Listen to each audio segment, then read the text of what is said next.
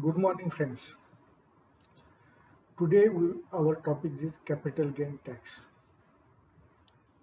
Every common man very eager to know what is capital gain tax. Is capital gain tax is on all capital assets? How it is calculated? Is it short term or long term? What tax rate will be applicable? Which information you have to disclose in income tax return? ये सारे question आपके मन में आते हैं। तो आज हम कॉमन पर्सन के लैंग्वेज में कैपिटल गेन को जानेंगे कि आपको समझ में आए कि कैपिटल गेन टैक्स होता क्या है और कब जनरेट होता है और उस पर टैक्स रेट क्या लगेगा और उस पर टैक्स कितना भरना पड़ेगा। क्या हम ये टैक्स सेव कर सकते हैं क्या? उसके लिए कुछ एग्जम्पशन है क्या? ये सारी चीज़ें आज के टॉपिक में देखेंगे। What is capital gain? Capital gain मतलब क्या है? जब भी आपके पास कुछ प्रॉपर्टी या शेयर्स जो कि आपकी कैपिटल एसेट है, आप उसको सेल करते हो। अगर आपने वो प्रॉपर्टी परचेज प्राइस या कॉस्ट ऑफ एक्विजिशन के से ज़्यादा अमाउंट में सेल किया, यानी कि आपने अगर 100 रुपये को परचेज किया है और उसको आपने 150 रुपीज़ में सेल किया है, तो ऊपर का जो 50 रुपीज़ है वो आपका कैपिटल गेन रहेगा। जैसे ही आपको किसी चीज़ से प्रॉफिट होता है, चाहे वो सैलरी हो, चाहे वो बिजनेस हो, चाहे वो रेंट हो, कमीशन हो और कैपिटल गेन हो, आपको इनकम टैक्स उस पर देना पड़ता है। तो अभी क्वेश्चन ये आता है कि विच कैपिटल एसेट? क्या सारी कैपिटल एसेट्स है? क्या हर एक एसेट मेरे पास जो भी है मैं सेल करूंगा उस पर गेन आएगा और उस पर मुझे टैक्स भरना पड़ेगा? किस रेट से टैक्स भरना पड़ेगा? तो ओवरऑल आपको कैपिटल गेन मतलब क्या है, आपको एक सिंपल लैंग्वेज में मैंने बताया। आप कोई भी आपकी कैपिटल एसेट है जो आप परचेस प्राइस से ज़्यादा अमाउंट में सेल करते हो, तब आपको कुछ प्रॉफिट होता है या गेन होता है। उस प्रॉफिट और गेन को कैपिटल गेन बोलते हैं। अभी हम what is capital asset, capital asset मतलब क्या, वो देखेंगे। Capital asset means all asset you own, आपकी खुद की वो एसेट है, जैसे कि आपका हाउस, आपका लैंड, आपकी ज्वेलरी, आपकी व्हीकल, ये सब कैपिटल एसेट में आता है। कुछ कैपिटल एसेट पे कैपिटल गेन नहीं लगता है। ऐसी कौन सी वो एसेट्स है जिन पे कैपिटल गेन नहीं लगता है, वो हम देखेंगे। उसमें फर्स्ट आता है stock. Stock in the profession और बिजनेस, इन्वेंट्री, जो कि आप आपके बिजनेस में और प्रोफेशन में यूज करते हो फॉर द सेल। तो ये स्टॉक सेल करने से जो भी गेन होता है वो as a business income tax होता है, तो उसको कैपिटल गेन में नहीं लेने का। नंबर दूसरा एसेट रहता है पर्सनल बिलोंगिंग्स। पर्सनल माने कि ह्यूमन बीइंग के लिए, अपने यूज के लिए, जो पर्सनल यूज के लिए लगती है चीज़ें, वो कैपिटल एसेट में नहीं आएंगी। जैसे कि क्लोथ्स, योर फर्नीचर।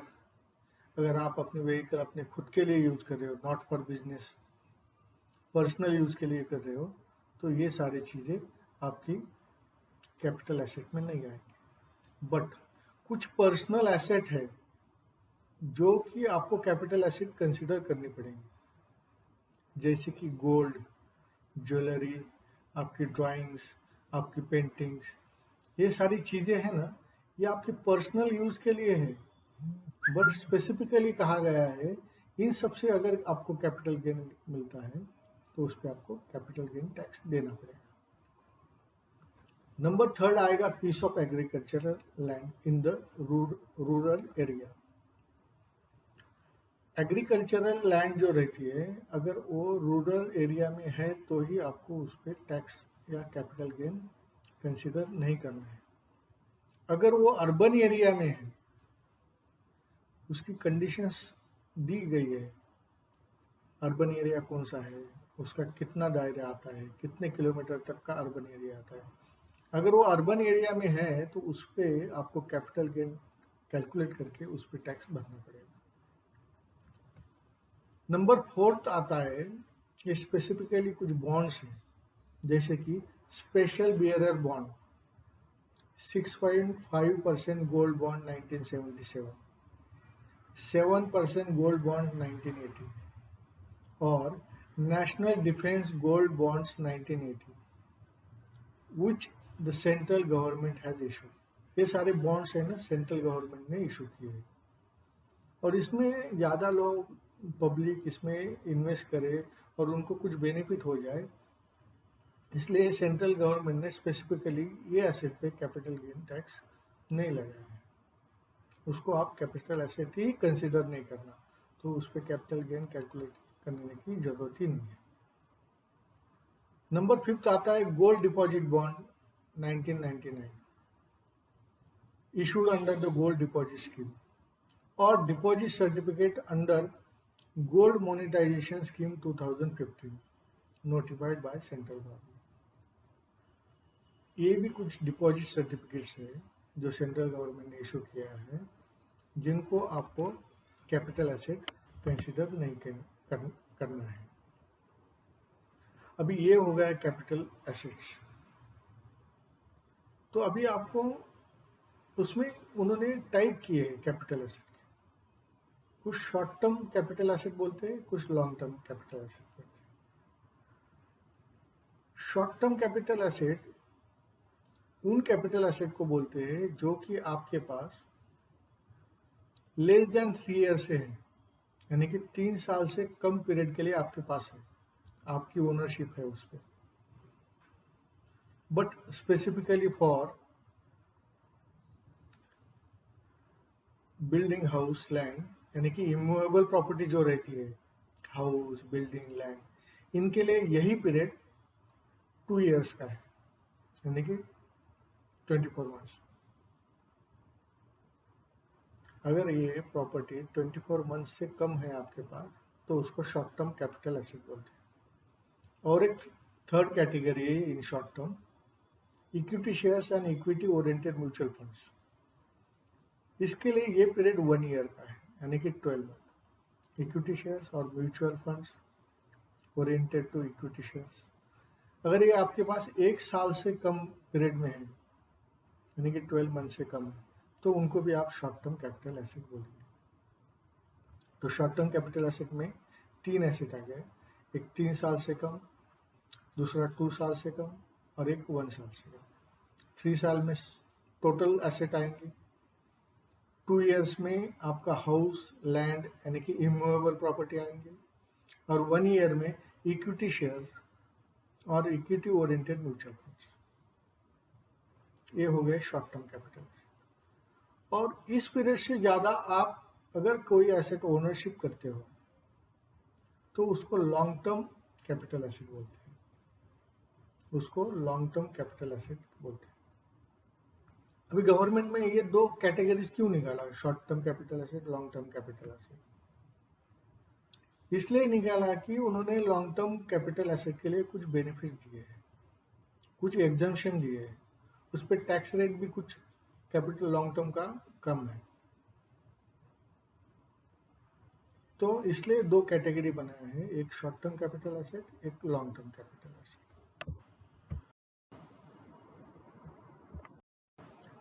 जैसे कैपिटल गेन एसेट डिस्ट्रीब्यूट किया है 2 कैटेगरी में, उसी प्रकार से उस पर जो गेन होने वाला है वो भी 2 कैटेगरीज में आ जाएगा। वन आएगा short term capital asset, short term capital gain, और दूसरा आएगा long term capital gain. Short term capital gain ये short term capital asset sale करने के बाद आएगा, और long term capital gain long term capital asset sale करने के बाद कैलकुलेट होगा। अभी शॉर्ट टर्म कैपिटल गेन जो है हमारा, अगर वो इक्विटी ओरिएंटेड जिसपे सिक्योरिटी ट्रांजैक्शन टैक्स लागू होता है, जो एनएससी बीएससी पे लिस्टेड इक्विटी रहती है, अगर आप वो सेल करते हो ना तो उस पर सिक्योरिटी ट्रांजैक्शन टैक्स लगता है। ऐसे कैपिटल एसेट पे आपको शॉर्ट टर्म कैपिटल गेन 15% देना है।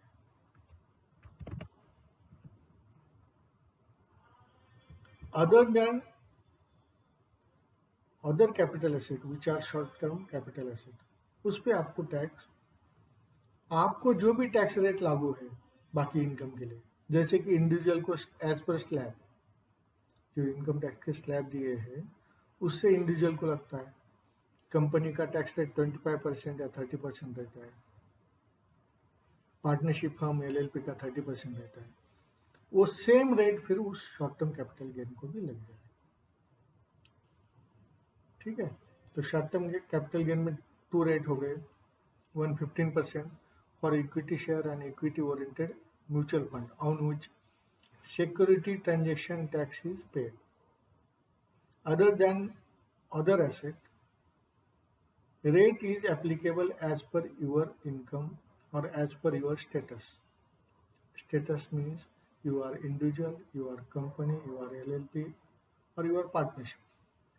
Whatever income tax rate is applicable to that person is applicable on short term capital gain. अभी दूसरे प्रकार का गेन आता है जिसे वो है long term capital gain. Long term capital gain मैंने आपको पहले बताया कि long term capital asset sale करने के बाद जो भी गेन होता है उसको लॉन्ग टर्म कैपिटल गेन बोलते हैं। लॉन्ग टर्म कैपिटल गेन पे टैक्स रेट है 20% for all assets except equity share and equity oriented mutual fund. Equity और इक्विटी ओरिएंटेड म्यूचुअल फंड पे लॉन्ग टर्म टैक्स रेट आता है 10%। तो लॉन्ग टर्म में भी दो प्रकार हो गए, एक है इक्विटी शेयर्स और म्यूचुअल फंड जो कि इक्विटी ओरिएंटेड म्यूचुअल फंड्स है, उसके यूनिट सेल करते हो उससे गेन होता है, तो उस पर आपको लॉन्ग टर्म गेन है तो उस पर 10% आएगा। Other than that all long term capital gain is at rate of 20%। चाहे आपका कौन सा भी स्टेटस हो, आप इंडिविजुअल हो, पार्टनरशिप हो, एलएलपी हो, कंपनी हो, आपको टैक्स रेट ये फिक्स है। तो अभी हम क्या करेंगे, इसका कैलकुलेशन कैसे करते हैं। We will see the how capital gain is calculated. Capital gain का कैलकुलेशन का वर्किंग कैसे रहता है। तो आपको सिंपल वर्ड्स में बताऊं तो आपको ये तो जानकारी हो गई कि आपका जो भी मैंने जैसे पहले बताया, जिस अमाउंट को आपने सेल किया उसको आप वैल्यू ऑफ कंसिडरेशन बोलेंगे, फुल वैल्यू ऑफ कंसिडरेशन, जो इससे आपको जो पैसा मिला है उसमें से माइनस होगा परचेस कॉस्ट। इसको सेकंड नेम हम देंगे कॉस्ट ऑफ एक्विजिशन। कोई एसेट जब हम परचेस करते हैं या एक्वायर करते हैं उस टाइम पे आपने कितना अमाउंट दिया उसको हम एक्विजिशन कॉस्ट बोलेंगे, परचेस कॉस्ट, वो माइनस हो जाएगी। कुछ आप एसेट में इम्प्रूवमेंट करते हो, जैसे कि आपके पास हाउस है, उसका रिनोवेशन करते हो, उसका फर्नीचर करते हो, कुछ चेंजेस करते हो, उस कॉस्ट को इम्प्रूवमेंट कॉस्ट बोलते हैं, वो कॉस्ट भी डिडक्टिबल है। और ये एसेट जब सेल करते हो तब आपको कुछ एक्सपेंसेस आएंगे related to sale of that asset, वो एक्सपेंस भी आपके सेल में से माइनस होगा। तो आपका कैलकुलेशन कैसे होगा, full value of consideration minus cost of acquisition minus cost of improvement minus expenses incurred for the sale of the asset. ठीक है, तो अभी हम इसमें एक एग्जांपल लेते हैं, शॉर्ट टर्म में एग्जांपल लेते हैं। अगर आपका शॉर्ट टर्म कैपिटल गेन है तो उसमें सीधा सीधा कैलकुलेशन है, वेरी सिंपल। अगर आपने कोई हाउस 65 लाख को सेल किया है, वो एसेट आपने 50 लाख को परचेस किया था। अगर हाउस है तो 2 ईयर से कम आपके पास है, ऐसा सब कुछ कंसिडर करेंगे for short term capital gain. उस पर आपने कुछ ये 2 साल में इम्प्रूवमेंट किया है, फर्नीचर किया है, वो 5 लाख का है। अभी इस केस में आपको कैपिटल गेन कितना हो? Full value consideration 65 lakh minus 50 lakh आपका कॉस्ट ऑफ एक्विजिशन, नीचे रहेगा 15 लाख, उसमें से minus cost of improvement 5 lakh, आपका नेट 10 लाख का शॉर्ट टर्म कैपिटल गेन आएगा। करेक्ट। अभी इसी केस को अगर हम लॉन्ग टर्म कैपिटल गेन का कैलकुलेशन करेंगे तो उसमें 2 चीजें चेंज होती है। जो भी आपका कॉस्ट ऑफ एक्विजिशन और कॉस्ट ऑफ इम्प्रूवमेंट रहता है ना, उसको इंडेक्स कॉस्ट निकालते हैं। तो अभी इंडेक्सेशन मीन्स क्या? लॉन्ग टर्म का मतलब है आपने 2 साल से ज्यादा वो एसेट आपके पास है, या 3 साल से ज्यादा वो एसेट आपके पास है। करेक्ट। इक्विटी शेयर और म्यूचुअल फंड को इंडेक्सेशन नहीं मिलता है। जो भी आपका 2 साल से ज़्यादा या 3 साल से ज़्यादा कैपिटल एसेट आपके पास है, उसको इंडेक्स कॉस्ट करना पड़ता है। इंडेक्सेशन मीन्स अगर 3 साल पहले किसी चीज़ की क्या कॉस्ट थी, वो आज की कॉस्ट के बराबर नहीं हो सकती। ड्यू टू द इन्फ्लेशन आपकी कॉस्ट हर एक चीज़ की बढ़ती है। जो चीज़ 10 साल पहले 100 रुपीज़ को मिलती थी, वही चीज़ आज आपको वो 300 रुपीज़ में मिलती है। तो ये जो डिफरेंस है कॉस्ट का, उसको हमें एडजस्ट करना पड़ेगा। तो गवर्नमेंट में ये बेनिफिट आप टैक्स पेयर को दिया है, वो बोलते हैं कि आपका जो भी कॉस्ट ऑफ एक्विजिशन या कॉस्ट ऑफ इम्प्रूवमेंट है, उस जिस दिन किया उस दिन का कॉस्ट ऑफ इंडेक्सेशन क्या था, आज का क्या है, और उसको कंपैरेटिवली आज के इंडेक्सेशन कॉस्ट से निकालना है। तो आज की उसकी क्या कॉस्ट हो सकती है, वो कैलकुलेट करके वो आपको एज ए डिडक्शन मिल जाएगा। तो आपको ये बेनिफिट हो जाएगा। जो चीज़ 10 साल पहले 100 रुपीज़ को थी, आज 300 को है। तो इवन आपकी कॉस्ट ऑफ एक्विजिशन 100 है, लेकिन आज की उसकी कॉस्ट 300 है, तो आपको डिडक्शन 300 रुपीज़ का मिलेगा। अभी ये इंडेक्सेशन का कॉस्टिंग कैसे करना है? तो इंडेक्सेशन कॉस्टिंग का कॉस्ट ऑफ इन्फ्लेशन इंडेक्स ये गवर्नमेंट ने डिक्लेयर कर दिया है फ्रॉम 2001 टू। उसके पहले की जो भी एसेट रहेगी उसको इंडेक्सेशन डायरेक्ट 100 रुपीज़ यानी फेयर मार्केट वैल्यू लेना पड़ेगा। 2001-2 में उसकी फेयर मार्केट वैल्यू मीन्स उस ईयर का जो इंडेक्सेशन है 100 रुपीज़, वो लेना पड़ेगा 2001 और 2 के पहले के। 2001-2 के बाद गवर्नमेंट ने हर एक साल के लिए एक कॉस्ट डिक्लेयर कर दिया, जैसे कि 2001-2 में 100, 2-3 में 105, 105, 3-4 में 109, 4-5 में 113, ऐसे ही कंटिन्यू हर साल का वो इंडेक्सेशन कॉस्ट उन्होंने दिया है। आज की डेट पे 2022-23 के लिए वो कॉस्ट है 331, यानी कि 1-2 में अगर आपने एसेट परचेस किया है 100 रुपीज़ में, तो आज का उसका कॉस्ट 331 है। और उस हिसाब से आपको कैलकुलेशन करना पड़ेगा। अब ये कैलकुलेशन करते समय आपको क्या करना पड़ेगा? जो भी आपका कॉस्ट ऑफ एक्विजिशन है into cost of indexation of 22-23, यानी 331 इंटू इससे मल्टीप्लाई करना है, डिवाइड बाय 100। अगर 1-2 में आपने वो एसेट परचेस किया है, जिस ईयर में परचेस किया है उस ईयर का जो इंडेक्सेशन उससे डिवाइड करना है, और आज का डेट, जिस डेट को आप कैलकुलेशन कर रहे हैं कैपिटल गेन, जिस ईयर में आपने सेल किया है उस ईयर का इंडेक्सेशन यानी कि 22-23 का 331 से मल्टीप्लाई करना है।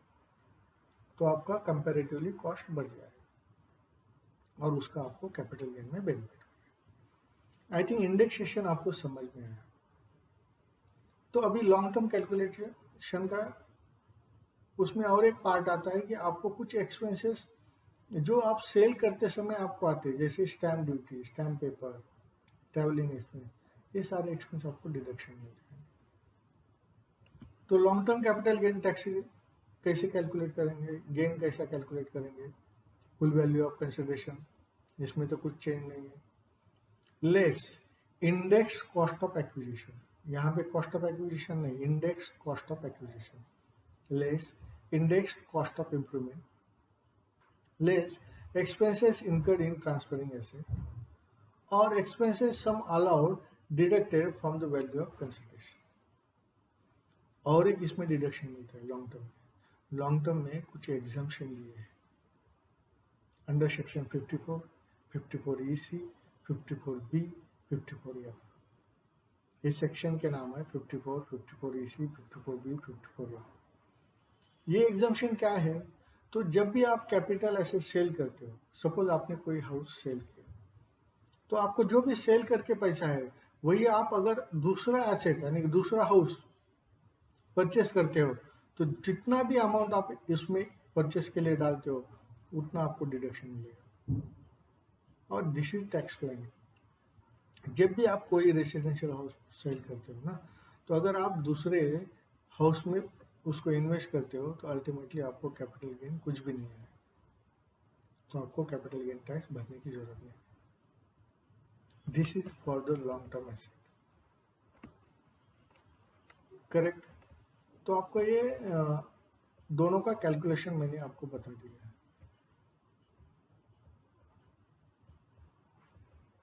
अगर आपको इसमें और कुछ क्यूरीज है, अभी इसमें एग्जाम्पशन है, मैं शॉर्ट में आपको एग्जाम्पशन बोलता हूँ।